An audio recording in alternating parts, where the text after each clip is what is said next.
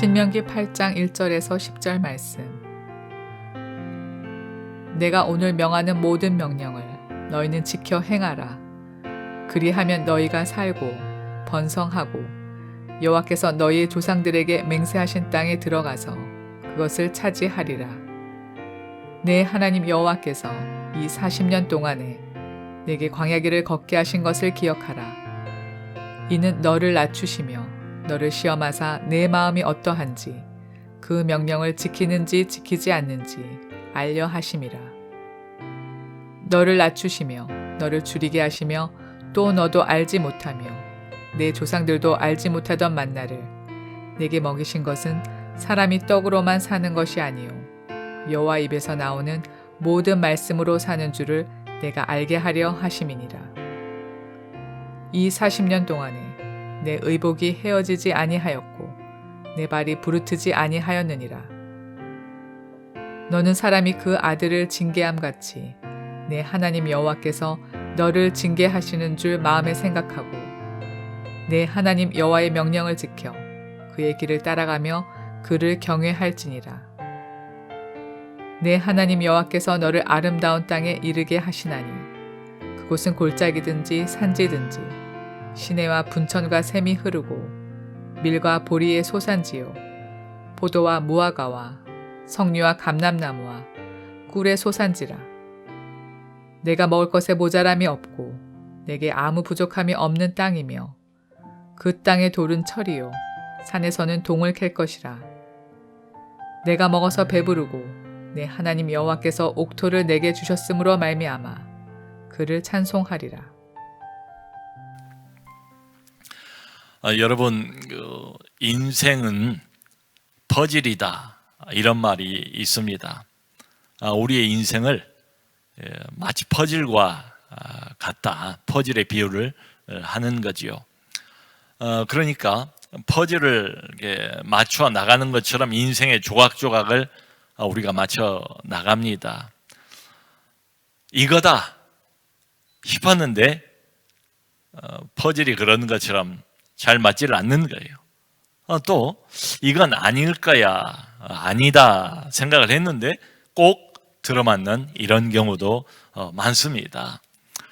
여러분, 사람은 사람일 뿐이지 않습니까? 그러니까 인생의 퍼즐을 한꺼번에 다 볼 수 있는 이런 사람은 없어요. 우리는 너나 할 것 없이 눈앞에 어떤 일이 벌어져도, 자기 인생 앞에 어떤 일이 벌어져도 그 일의 의미가 정말 뭔가를 다 알지를 못합니다. 그러니까 내 인생에 어떤 사건이 벌어졌어요. 근데 그 사건이 앞으로 어떻게 전개될지, 그리고 향후에 내 인생에 어떤 영향을 미치게 될지 우리가 잘 몰라요. 근데 우리 하나님은 전혀 다르지요. 하나님께서 가지고 계시는 별명이 있는데 이사야서를 보면 하나님을 이렇게 묘사를 합니다. 하나님은 기묘라, 모사라, 가장 지혜로우신 분, 세상의 모든 것을 속속들이 다 알고 계시는 분, 모르는 게 하나도 없는 그런 분, 기묘라, 모사라. 그러니까 우리 하나님께서는 우리의 상상을 훨씬 초월하실 정도로 지혜로우신 분이시다, 이렇게 우리가 믿지요. 아닌 게 아니라 코로나 1년을 시달리면서 올 한 해를 이렇게 보냈습니다. 그런데 아까 우리가 기도했던 것처럼 우리 개인의 인생도 하나님이 지켜주시고 여기까지 인도해 주셨습니다. 우리 가정도 마찬가지지요. 그런가 하면 우리 교회도 참 여러 가지 어려운 일들, 좀 아슬아슬한 이런 일들이 몇 번 있었습니다. 근데 지나고 나서 생각을 해보면 우리가 예상했던 것, 또 우리가 원했던 것보다 훨씬 더 하나님께서 바람직하게 지혜롭게 해결을 해 주셨어요. 정말 정직하게 하나님께서 걸음걸음을 하나하나를 섬세하게 간섭해 주셔서 여기까지 인도해 주셨다. 참 감탄이 나와요. 어떤 문제에 대해서는 그러면서 생각되는 게 역시 하나님은 하나님이시구나. 늘 그러시는 것처럼 올해도 한 가지로 열일을 하시는 우리 하나님. 여러분, 그러니까 하나님께서 지금 이스라엘 백성들을 광야로 들여보내셨지 않습니까? 40년 전에. 근데 사람 입장에서 볼 때는 광야가 괴롭지요. 근데 하나님은 그 의도가 뭘까요? 광야로 들여보내서 이 사람들을 괴롭히려고 그러셨을까요? 그런 건 아니지요. 본인들이 물론 어려움을 겪었어요. 40년이나 고생을 많이 했어요. 그런데 한 가지로 열일을 하시는 하나님이세요. 하나님께서 고생만 시키신 게 아니고 이 과정을 통과시키면서 커다란 영적인 유익을 자기 백성에게 낳게 하시지요. 여러분, 우리가 기억할 것은 지금 모세가 가나안 땅, 젖과 꿀이 흐르는 약속의 땅을 눈앞에 보면서 모든 이스라엘 백성들에게 권면을 하는, 마지막 유언처럼 권면을 하는 내용 아니겠습니까? 그러니까 모세가 지나온 40년의 발자취를 회고를 시키고 있는 내용이에요. 한마디로 40년 지난 광야 생활, 고생하며 살아온 이야기를 지금 모세가 하고 있는 셈이에요. 근데 이 이야기에 이를테면 등장인물은 둘입니다. 하나는 하나님, 하나는 하나님의 백성들이에요. 자, 이 둘이 처음부터, 광야 생활 처음부터 지난 40년 동안 늘 함께 해왔습니다. 여기까지. 인간적인 표현을 사용을 해본다면 그야말로 동고동락 해온 셈이죠. 자, 여러분, 이처럼 가까운 사이에요, 함께하는 사람이 있다고 가정을 해봅시다. 동고동락해서 40년을, 몇십 년을 여기까지 살아온 어떤 사람이 있다고 가정을 해봐요. 근데 그 사람이 마음이 안 맞아요. 그러면 어떨까요? 그게 내 배우자라고 한번 생각을 해보세요.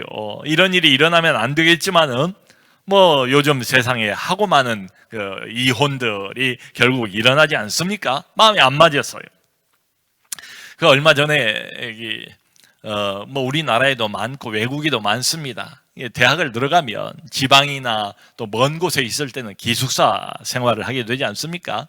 한 학생이 4년 동안 기숙사 생활을 했는데, 기숙사 생활을 하면 아무래도 다른 사람하고 이제 방을 나누어서 써야 되잖아요. 참 좋은 점도 있지만 이게 프라이버시가 없어지니까 또 얼마나 힘들겠어요. 근데 이 학생 하는 말이 뭔가 하면 자기가 늘 그런 것을 꿈을 꾸었대요. 제발 나 혼자 방을 쓸 수 있었으며, 이게 기숙사 생활할 때 자기의 소원이었다는 겁니다. 자, 이런 것처럼 하나님의 백성들과 그리고 하나님 자신이 지난 40년 동안을 함께 하면서 여기까지 온 거예요. 근데 정작 여러분, 중요한 질문은 무엇이겠습니까? 어떻게 살아왔던가? 지난 40년 그 세월을 이 양자, 하나님과 하나님의 백성들 양자 사이에 무슨 일이 있었던가? 어떻게 40년을 겪어왔던가? 이게 지금 질문 아니겠어요? 자, 언뜻 생각을 우리가 해봐도 하나님의 입장이 다를 것 같고 백성들의 입장이 또 따로 있을 것 같지 않습니까? 근데 문제는 종종 이 두 가지의 입장이 상반되는 거예요. 반대되는 입장을 가지고 있다는 게 문제입니다. 백성들의 입장에서 한번 생각을 해보자고요. 그러면 백성들이 원하는 건 뭘까요? 이 험하고 거친 고생길, 소위 광야 생활이 빨리 끝나기를 누구나 다 바라지 않겠습니까? 저는 그게 소원일 것 같아요. 40년 동안 여기까지 끝도 없이 걸어온 것 아니겠습니까? 무슨 교통수단이 있는 것도 아니고 편하게 온 것도 아니잖아요. 요즘에는 건강을 위해서 트레킹이라는 게 유행하는 스포츠처럼 돼 있지 않습니까? 여기도 걷고 저기도 걷고 산길도 걷고 논길도 걷고 그러면서 자기 건강을 챙기잖아요. 그런데 여러분, 트레킹이라는 것은 당일날 아침에 나갔다가 저녁이면 들어올 수도 있잖아요. 또 멀리 좀 나갔다 할지라도 며칠 동안 지나고 나면 다시 집으로 돌아올 수가 있잖아요. 근데 한번 상상을 해보세요. 40년 동안 날이면 날마다 구름이 움직이면 일어나야 돼요. 자기들도 움직여야 돼요. 끝도 없는 어딘가를 향해서, 그것도 광야길, 거친 길을 끝도 수도 없이 걸어야 되는 이 하나님의 백성들, 그리고 40년 동안 이 사람들은 날이면 날마다 아침에 만나가 내리지 않습니까? 만나만 지겹도록 먹었다고 한번 생각을 해보세요. 그러니까 인간적으로 이 사람들의 입장이 이해가 되지 않습니까? 지금이야말로 안정을 구하지 않겠습니까? 좀 더 편안함을 구하지 않겠습니까? 40년을 고생한 사람들이라고 생각을 해보면 이 사람들의 요구나 이 사람들의 욕구가 전혀 무리한 게 아닌 것 같아요. 그러니까 지금이야말로 불뱀도 없고 광야에 전갈도 없고 더 이상 목마름도 없는 그 뭔가를 원하지 않겠어요? 그리고 지금보다는 좀 더 다양한 음식, 맛있는 음식도 먹고 싶은 생각이 자연히 나지 않겠습니까? 누가 이것을 무리한 요구라고 말할 수 있겠어요? 여러분, 지금 이제 코로나가 시작된 지 1년이 다 되어 갑니다. 근데 얼마나 우리가 답답해 합니까? 얼마나 불편해 합니까? 1년이 채 못 되었는데도 말이지요. 최근에 참 흥미로운 설문조사를 하나 했더군요. 뭘 물어봤는가 하면 이 코로나가 완전히 끝나고 난 이후에 당신이 가장 하고 싶은 일은 무엇입니까? 여러분들은 무엇이세요? 물었는데 여러분 1위가 가장 하고 싶은 일이 뭔가 물었더니 여행이에요. 여행. 국내 여행, 국제 여행, 외국 여행 다 합쳐서 무려 62.6%나 된 사람들이 이해는 가요? 홀로 답답하게 갇혀서 이렇게 지내다가 이제는 마음 놓고 좀 자유롭게 훨훨 날아서 어딘가를 가보고 싶은 생각이 왜 없겠어요? 60%가 넘는 사람들이 코로나 지나고 나면 맨 먼저 나는 여행을 해보리라, 자유를 찾아서 훨훨 날개를 단 것처럼 날아가고 싶은 심정 이해가 가지요. 그래서 얼마 전에 어떤 한 비행기 회사에서 참 희한한 상품을 내놓았는데요, 이 상품을 내놓은 지 불과 2분 만에 완판이 됐대요. 그게 뭔가 하면 비행기를 타고 목적지가 없는 여행을 하는 거예요. 인천공항에서 출발을 했습니다. 그리고 1시간 반 동안 국내 중요한 도시 위를 쭉 돈 거예요. 인천에서 광주로, 여수로, 부산으로, 포항으로, 그리고 다시 인천공항으로 갔다가 내리진 않고 다시 인천공항으로 돌아오는 이 희한한 코로나 시대의 비행기 여행. 근데 이걸 판매를 시작하자마자 불과 2분 만에 완판이 되어버렸답니다. 자, 여러분, 한편으로 이 코로나 19로 인해서 지난 1년이 얼마나 답답했는가, 얼마나 많은 사람들이 지금도 불안해하고 있습니까? 1년 지나면서도 우리가 이런 감정을 느끼는데 40년을 이렇게 불편한 생활, 답답한 생활을 했다고 가정을 해보세요. 이스라엘 백성들도 당연히 이런 비슷한 감정을 느끼지 않았을까? 이게 이제 하나님 백성들의 입장이에요. 인간적으로 충분히 이해가 가요. 자, 그런데 우리가 이제 또 하나 꼭 생각해 봐야 될 것은, 그럼 하나님의 입장은 뭔가? 지난 40년을 어쨌든 함께 동고동락하면서 여기까지 왔어요. 하나님의 입장은 무엇이었을까? 자, 여러분, 우리가 지나온 진짜 40년 일종의 광야 프로젝트가 실현이 된 셈이에요. 여러분, 이 40년이라는 제법 길고 장구한 시간 아니겠어요? 이 광야 프로젝트를 누가 기획하셨습니까? 누가 연출을 하십니까? 또 누가 직접 실현을 하고 있습니까? 결국 하나님이 다 하시는 거죠. 처음부터 끝까지, 여기까지 하나님이 다 하시는 거죠. 앞장서시는 거죠. 계획하시는 거죠. 실현하시는 거죠. 그러니까 이분이 장소는 광야로 정했어요. 기간은 40년으로 정했어요. 자, 여러분, 하나님이 어쩌다가 그냥 툭 생각이 나서 이렇게 정했을까요? 이런 것들이 그저 우연이었을까요? 전혀 아니죠. 그럴 리가 없지요. 하나님은 모든 일에서, 그분이 하시는 모든 일에 어쩌다 우연히 하는 일이 있겠습니까? 그건 아니지요. 뭔가 의도를 가지시고 분명한 이유를 가지고 하나님께서 지난 40년 이 광야 프로젝트를 여기까지 실천을 해 온 셈이에요. 그러면 과연 지난 40년 동안에 하나님이 끌고 온 이 거대한 광야 프로젝트의 궁극적인 목적이 뭘까? 목적이 뭘까? 다시 말하면 이 광야 프로젝트의 가장 주요한 내용이 무엇일까? 그것을 오늘 본문에서 두 가지로 압축을 해서 모세가 지적을 하고 있습니다. 여기 2절을 보시면 이렇게 되어 있어요. 너의 하나님이 여호와께서 지난 40년 동안에 내게 광야길을 걷게 하신 것을 기억하라. 기억하라. 그리고 바로 이어서 그 이유를 말합니다. 이는 지난 40년 동안 광야길을 거친 길을 하나님께서 걷게 하신 그 이유는 이런 뜻이에요. 1번 너를 낮추시며 2번 너를 시험하사 내 마음이 어떠한지 그 명령을 지키는지 지키지 않는지를 알게 하려 하심이라. 그러니까 여기 광야 프로젝트를 하나님께서 40년이나 시행하신 두 가지 이유, 목적이 나와 있어요. 첫째는 너를 낮추시기 위함이래요. 낮추시기 위함. 성도 여러분, 우리도 지금은 이 광야 세상이라고 부르잖아요. 거칠고 험한 광야 세상을 저희도 지나가고 있지 않습니까? 근데 하나님께서 일부러 의도적으로 어떤 모종의 어려움을 우리에게 허락하셨다, 이런 뜻이죠. 왜 허락하셨는가? 이유가 뭔가? 우리를 편안하게 살도록 내버려 두지 않고 이렇게 불편하게 만드시고 답답하게 만드시는 이유가 뭘까? 여기 이유가 나와 있습니다. 우리를 낮추시기 위함이래요. 우리를 겸손하게 만들기 위해서 하나님이 그렇게 하신대요. 여러분, 하나님 눈에 안 보이잖아요. 그분은 영이시잖아요. 그분은 전능자잖아요. 우리가 함부로 그분 앞에 나갈 수도 없잖아요, 죄인이. 그러니까 하나님은 우리 인간이 보고 싶다고 해서 볼 수 없어요. 이 하나님을 만나려면, 이 하나님을 보려면, 마음의 눈으로 보려면 어떤 조건이 먼저 필요해요. 그게 뭘까요? 마음이 낮아져야 돼요. 마음이 낮아져야 된다. 예수의 말씀대로 한다면 심령이 가난한 자가 하나님을 볼 수가 있어요.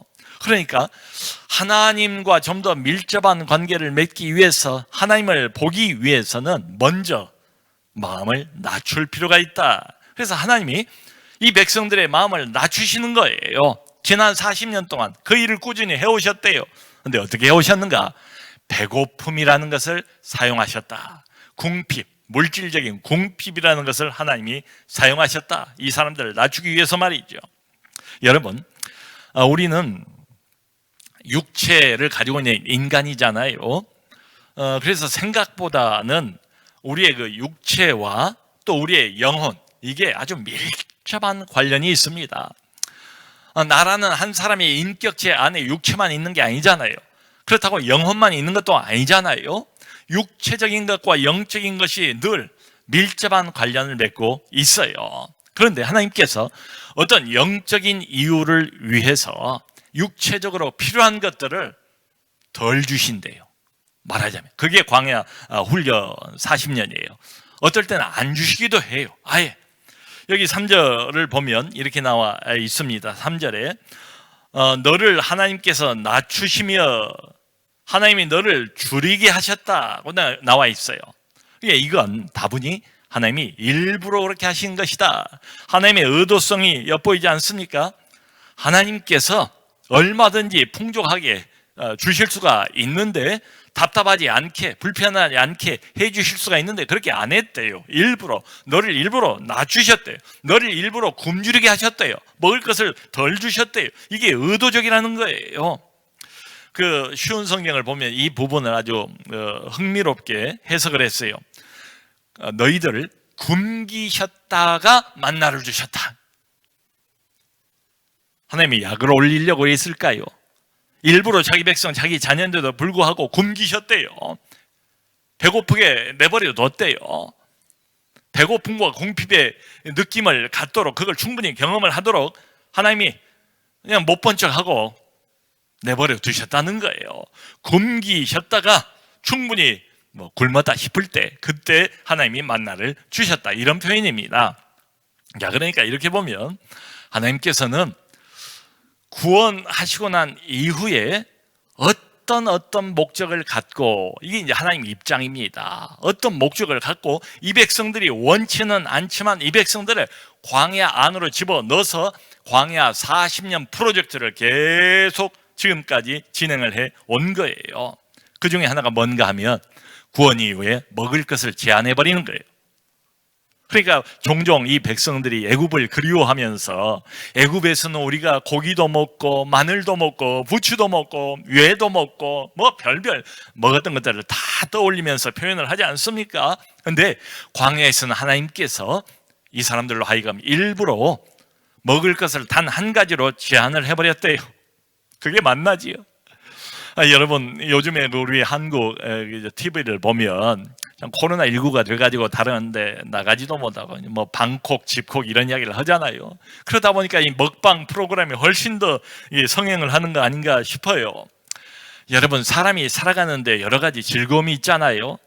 그 중에서도 먹는 즐거움을 빠뜨려 놓을 수 있습니까? 먹는 즐거움만큼 육신적이고 감각적으로 대표적인 즐거움이 따로 없을 것 같아요. 그런데 구원받고 난 이후에는 우리가 언뜻 생각할 때는 오히려 이런 것들이 더 풍족해지고 더 풍성해지고 이래야 될 것 같은데 하나님이 반대로 진행을 하셨대요. 구원받고 난 이 백성들에게는 더 이상 즐거움을 위해서 먹는 것을 주지는 않으셨다. 단지 맛없는 만나라고 표현하지 않습니까? 생존을 위해서만, 생명을 위해서만, 생명 유지를 위해서만 하나님께서 먹을 것을 허락해 주셨다. 그 먹을 것도 메뉴가 많지가 않아요. 단일 메뉴입니다. 하나밖에 없어요. 여러분 한번 생각을 해보세요. 하나밖에 없는 단일 메뉴를 40년이나 먹었다. 날이면 날마다 다른 기대는 못해요. 그저 아련하게 떠오르는 애굽에서의 추억만 남아있을 뿐이지요. 원튼 원치 않든 생명 유지를 위해서는 하나밖에 먹을 수가 없습니다. 40년. 그것도 그냥 먹을 수 있는 게 아니에요. 날마다 하늘에서 이 만나가 내려오지 않습니까? 그러니까 이게 무슨 말이겠어요? 이 만나조차도 날마다 하나님이 주셔야 된다. 날마다 하나님을 바라봐야 된다. 이 말 아니겠어요? 자, 왜 하나님께서 이렇게 아주 좀 어찌 보면 인간적으로 보면 이게 매정하게 좀 지나치게 이렇게 만들어 놓으셨을까? 그 이유가 바로 그 3절 뒤에 나옵니다. 어떤 영적인 교훈을 이 백성들에게 주기 위해서라는 거예요. 3절 뒤에 보면 이렇게 되어 있습니다. 내 조상들도 알지 못하던 만나를 내게 먹이신 것은, 이제 이유는 사람이 떡으로만 사는 것이 아니요 여호와의 입에서 나오는 모든 말씀으로 사는 줄을 내가 알게 하려 하심이라. 사람이 떡으로만 사는 게 아니고 먹을 걸로만, 음식으로만 사는 것이 아니라 실제로는 하나님의 입에서 나오는 모든 말씀으로 산다는 것을 실제로 경험적으로 이 사람들이 깨닫도록, 그래서 하나님께서 만나만 주셨다. 자, 그러니까 이게 무슨 말이겠습니까? 구원받기 이전에는 세상 다른 사람들하고 다를 바가 없어요. 근데 구원받고 난 이후에는 하나님이 이 사람들을 달리 보신대요. 달리 취급을 하신대요. 하나님을 만나고 새로운 생명을 얻었어요. 하늘의 생명을 얻었어요. 영원한 생명을 얻었어요. 그리고 난 뒤에 사람은 더 이상 육체적인 존재에 머물러 있지 않다, 이 말이죠. 살아계신 하나님을 알고 하나님과 관계를 맺고 영적인 존재가 됐다는 것입니다. 이 영적인 존재는 결코 육체의 음식, 세상의 음식만 먹고 살아가는 것이 아니다. 다른 존재가 되었다는 거예요. 영혼의 음식이 필요하다는 거예요. 하나님의 말씀이 영혼의 음식이라는 거예요. 어떤 사람들은 이렇게 말할지도 모르겠어요. 에헤이, 목사님, 우리도 이미 하나님 말씀이 우리 영혼의 양식이라는 것은 충분히 잘 알고 있습니다. 하나님 말씀의 중요성을 우리도 충분히 다 인식하고 있습니다. 그리고 저는 매일매일 말씀을 잘 읽고 있습니다. 매일 성경도 합니다. 그런데 여러분, 하나님께서 무려 40년 동안을 일관되게 다른 음식을 안 주셨어요. 물과 만나만 주셨어요. 어쩌다가 고기가 필요하다고 아우성을 치니까 메추라기를 주시기도 하고 그러지 않습니까? 오직 한 가지 단일 메뉴, 만나에 묶어 놓았다고요. 이게 무슨 말이겠어요? 그죠? 하나님 말씀이 내 영혼의 음식이란 걸 나는 압니다. 하나님 말씀이 내 인생에 참으로 중요하다는 것을 나는 믿습니다. 그 정도 가지고는 부족하다는 것 아니겠어요? 그 정도로 끝이지를 않으셨어요. 이걸 완전히 몸에 붙여야 한대요. 하나님 말씀이 내 영혼의 음식이고 내 인생의 가장 중요한 영적인 양식이라는 것을, 이것을 생활에 완전히 못이 박히도록 그렇게 만들어야 된대요. 이걸 완전히 마음에 속속들이 새겨야 한대요. 그걸 위해서는 40년도 모자라다는 이야기 아니겠습니까? 그러니까 가만히 보면 하나님이 언제 만나를 주십니까? 만나를 주는 때와 말씀을 주신 때가 똑같아요. 하나님이 만나만 주는 게 아니고 말씀을 주세요. 말씀만 주는 게 아니고 만나를 주세요. 이게 서로 연관 관계가 있어요. 그러니까 이렇게 보면 만나는 곧 뭐예요? 말씀이에요. 육체의 음식만 필요한 게 아니고 너는 이제부터는 영혼의 음식, 하늘의 양식이 반드시 필요하다는 것을 아주 뼈저리게 몸에 익힐 수 있도록, 그것을 머리로만이 아니라 몸으로 익힐 수 있도록 40년 세월을 광야에서 이끌어 가신 것 아니겠습니까? 여러분, 하나님의 목표는 뭐였을까요? 하나님 말씀의 중요성을 분명하게 깨닫도록, 이걸 위해서 만나라는 먹을 것으로 이 사람들을 조절을 하셨다는 이야기 아니겠습니까? 말하자면 물질을 제한을 시킨 거예요. 물질의 궁핍을 통해서 그 사람들을 낮추신 거예요. 낮아지게 만드셨대요. 그리고 하나님만 바라보게 하셨다. 여러분, 우리가 가끔 이런 말을 듣지 않습니까?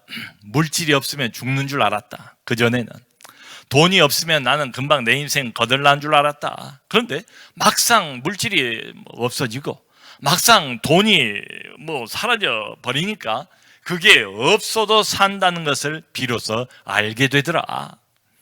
물질의 궁핍 가운데서 만나만 먹으면서 맛없는 만나만 의지하면서 결국 뭘 하나님께서 가르쳐주고 싶어 하시는가? 사람의 생명이, 사람의 영혼의 양식이 결코 먹는 음식에만 있는 것이 아니다. 하나님의 말씀에 있다는 것을 철저히 깨닫도록 하셨다는 이야기죠. 자, 여러분, 그러므로 하나님께서 40년 광야 프로젝트를 실천하신 첫 번째 이유는 너를 낮추려 하심이라. 낮추려 하심이라. 우리도 마찬가지예요. 두 번째 이유는 아까 뭐라고 그랬지요? 너를 시험하사. 너를 시험하사. 이 시험은 말 그대로 테스트입니다. 테스트. 근데 이게요, 학교에서 우리가 시험을 보잖아요. 기말고사도 요즘 보고 있고, 또 얼마 전에 수능 시험을 보지 않았습니까? 대부분의 이런 시험들은 그 사람의 실력을 평가하기 위해서예요. 그래서 이 사람을 합격시키든 불합격시키든 당락을 결정하기 위해서 시험을 봐요. 그런데 하나님도 시험을 우리에게 가끔 주세요. 시험을 보게 하세요. 그런데 하나님의 목적은 좀 다르다는 거예요. 그 목적이 뭔가 하면 훈련의 목적이래요. 그러니까 이 시험은 어떤 시험인가 하면은 지금 이 사람이 하나님이 원하는 어떤 목표 지점에 도착을 했는가, 도달을 했는가, 지금 현 상태가 어느 정도인가를 확인하는 시험이에요. 이 사람의, 하나님 백성들의 영적인 실력을 평가하는 시험, 이 사람의 믿음을 평가하는 시험이에요. 하나님이 안 하시면 모를까요? 하나님은 다 아시죠. 그런데 하나님께서 가끔가다 일부러 의도적으로 이런 테스트를 하세요. 그래서 우리 스스로 내 믿음의 좌표가 어디인가를 알게 하세요. 넘어지게 하시죠. 시험에 빠지게 하시죠. 타락의 길로 가도록 내버려 두시죠. 그러면서 내 믿음이 얼마나 작은가, 내가 여전히 하나님 앞에서 불순종하는 인간에 불과하다는 것을 스스로 깨닫게 하시지요. 이게 테스트입니다. 하나님이 하시는. 나의 현재의 영적인 좌표를 정확하게 알게 하시고, 필요하면 거기서, 그러니까 탈락이든 아니면 합격이든 이게 아니고 자기의 현 상태를 확인시킨 다음에 필요하면 수정하고 필요하면 보완하기 위한 시험용으로 지난 40년 동안 하나님께서 모종의 여러 가지 어려움을 주셨다, 이런 이야기입니다. 왜 이게 분명하냐면 여기 바로 뒤에 5절을 보면 모세가 이런 말을 해요.